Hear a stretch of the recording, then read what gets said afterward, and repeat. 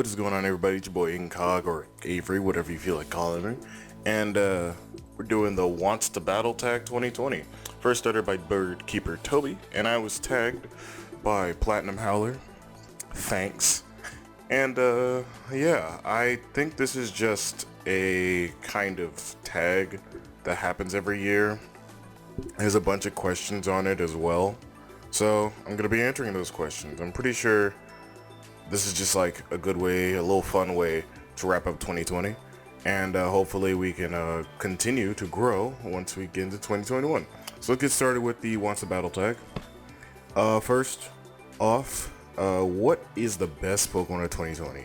If I had to realistically go over what Pokemon I love the most this year, like in terms of just me, you know, playing Pokemon or doing league battles and such, there's a few of them. I would say there's a few, because Melmetal would probably be like the top one if you were to ask me, but like low-key, I don't know, like I would say Melmetal, but also in addition to that, arguably Araquanid as well, or even to that extent, G-Max Blastoise. You know, with those three mons in the IBL, I had such a great time. And even as the UPA continues, as we were taking a week break, well, now we're done with the week break, and now we're going back to doing UPA stuff. I feel like if you were just asking me about my UPA stuff, I'd say like Suicune. But overall, I think Melmetal probably takes the cake. It's probably one of my favorite mons, and one of my favorite mons in Draft League format, because it's so...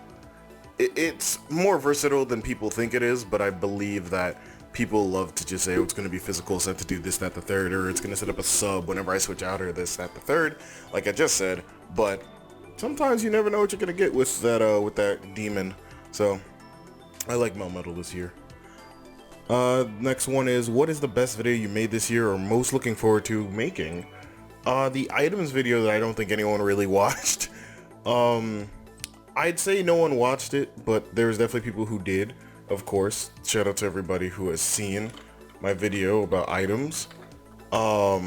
Otherwise, just in general, I feel like that video was like just kind of there, but like right now it's at like 88 views and like 10 comments and stuff with like 26 likes, I believe.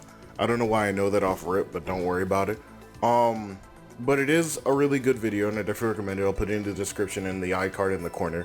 But I feel like people just didn't see it. Maybe it was just not like well timed, or maybe it wasn't like a really good like idea for right now. But like low-key, those are the kind of videos I want to make for the rest of YouTube besides FFAs. I mean, like, I feel like that was my most, like, that was the best video I made. Like, I worked a lot. I worked a little bit on it, but admittedly, so I think I'll find a different video that I will certainly accomplish next year as well. Moving on, I think the other part of the question is most looking forward to making. I would say the Pokemon Dash video. There's a lot of work that has gone into it, and it's pain. And hopefully you guys appreciate the pain that I'm going through with that video, because you know, you ever try to use a computer and you have to use a stylus, because that's what Pokemon Dash generally uses? Yeah, not fun. Not fun at all. So yeah. Anyways, let's move on. What can your viewers expect from you in 2021? That's question 3. I think I already did this in my update video, but if you want a shorter version of that, FFAs are still going to be here. Showdown Live still going to be here. Dynamax Adventures still going to be here. If I get invited to any more like leagues, then that'll still be here. But otherwise, generally whatever I put out in 2020 will be in 2021 as well. And additionally, just like I said, the Pokemon Dash video is more or less a review of a game that people don't remember. Like when people talk about, oh, you never played this game, or this game's underrated, or this game's old and I got to play it. Pokemon Dash literally fits into that description. Like someone said like, oh, Pokemon Range is underrated, or you never played it. Let me tell you something. Many have. I can probably name 2 people on my hand that have played Pokemon fucking Dash and remember it and like it. Alright, so let's just keep it a buck. Let's keep it a stack. But yeah, that's what you can expect in 2021. Question 4, is there anything on YouTube that's made you feel really good this year? I like to think that the amount of subscribers and just views that I've gotten over time from 2019 to 2020 has been fucking immaculate. Like, it's like crazy. I mean, like, that's the thing that I remember when I first ever got 100 subscribers when I was back in New York, and then I remember when I hit 300 in California, and then 400, and then 500, and now I'm at like 585 or something right now as of recording this, and like, I was like, holy shit. Like, people are not just watching my content, they're enjoying it while they're watching it too. And that's crazy to think about realistically. I mean, being able to know that people that I've barely interacted with, and just realistically people who have really seen that, hey, you know, when he's doing his own thing, it's actually really entertaining as well. So I'm really proud of the fact that I have found, I guess, sort of a little niche now, and I'm gonna try and expand it come 2021. And I feel good about that. I feel good about seeing good, you know, well-written comments and people talking in my comment section, and just overall people just being cool. I mean, that's always a really big accomplishment in itself, to have a really good fan base. Hopefully no one simps. If you do, don't. It's not a good idea. I'm married. Number 5. The Crown Tundra or the Isle of Armour? Keep it a stack with you.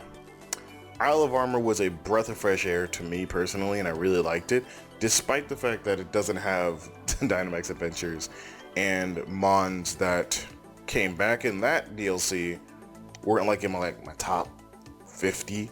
Then Crown Tundra comes out and we get back Mudkip and some other Pokemon. And I tell you what, Crown Tundra was low-key great. However, I will say, for all intents and purposes, Isle of Armour was better for me because personally, I will say this, it was a lot of fun. Crown Tundra was fun as well, but it was a lot of just searching for shit. And for anybody who doesn't know, I'm a terrible person at finding anything. Like, I have a great sense of smell. I have a good hearing, good enough hearing, I should say. But like, my sight is terrible, and that's why I wear glasses. And even wearing my glasses, I mean, things come clearer, but I might not be able to see them perfectly. So, yeah, I think that I like Isle of Armour more. Low-key, it was a fun, like I said, breath of fresh air when it first came out and everything else. And it included a lot of things that I liked about Pokemon. So, I mean, I liked the Urshifu stuff. The Calyrex stuff was fine, but like I said, having to go search and discover shit, I am a person who just likes to play the game and go whoop some ass and go through a little battle here and there. And like, it was cuter with Cubfu than it was with Calyrex, to be frank, when you're talking about the Pokemon that were included in each of those, or like the significant Pokemon included in each of those. But yeah. Number 6. Name a smaller creator who deserves more love. I'm going to go ahead and round off and say we're going to cut it at or around like 1,000 to like 1,200. Like 1.2k is where I'm going to cut it off at when it comes to smaller creators, or even like 10k at that point. Like, that's where I'm going to cut it off at here. So let's go ahead and talk about it. I have a lot of creators, so I'm going to name a few of them. I might have their banner, I might not. I might have their icon, I may not, but they're definitely going to be linked in the description, so please, please, please check out all these people in the description.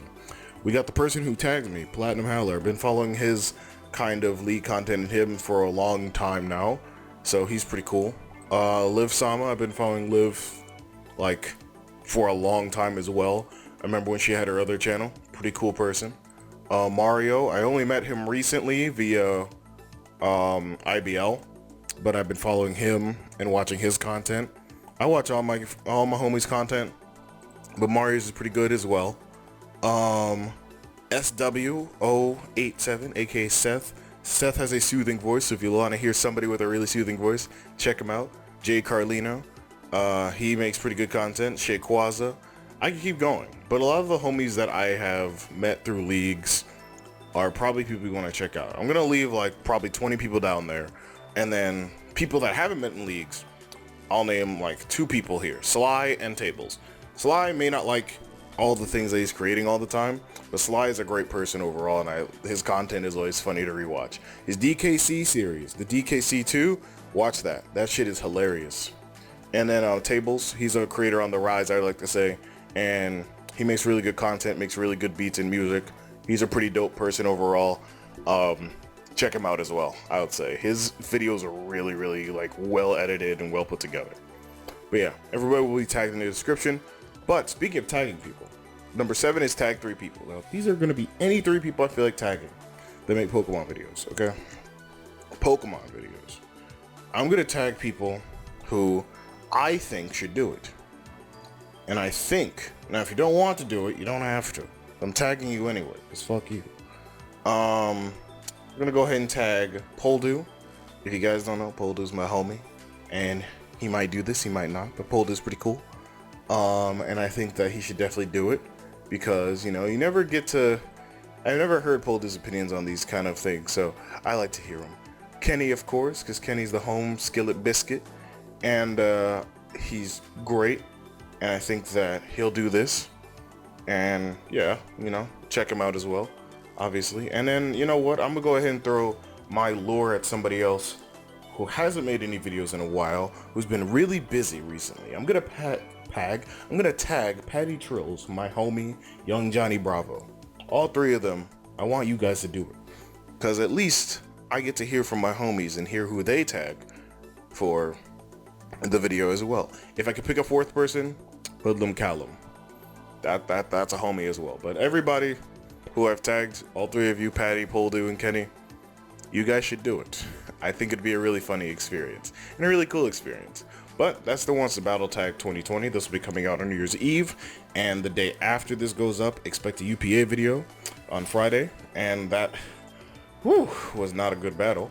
But hey, anyways, thank you guys for watching. Thank you, Howler, for tagging me. Though I've been avoiding this tag all of my YouTube careers, it's the first time I've done it, and probably not the last time. Shout out to Birdkeeper Toby for, you know, making the entire challenge. I love it. Really good guy. And I'll talk to you guys next time.